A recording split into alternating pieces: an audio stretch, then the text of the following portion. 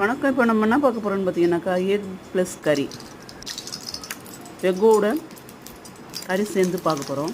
பாருங்கள், 2 முட்டையை உடச்சி ஊற்றி, அப்புறம் மேலே 4 கறி துண்டு போட்டிருக்கேன். சூப்பராக இருக்கும், ட்ரை பண்ணி பாருங்கள்.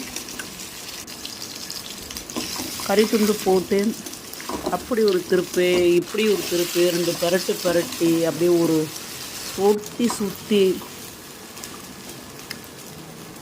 மேலே லைட்டாக கொஞ்சம் சால்ட் அண்ட் பெப்பர் தூவி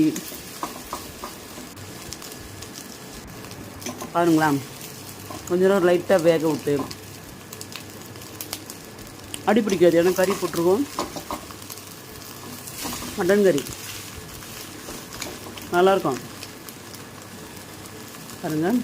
கொஞ்சம் நல்லா அப்படியே செவந்து வந்திருக்கா, சூப்பராக இருக்கும். எடுத்து சாப்பிட்டாக்கா. Thank you. May God bless you.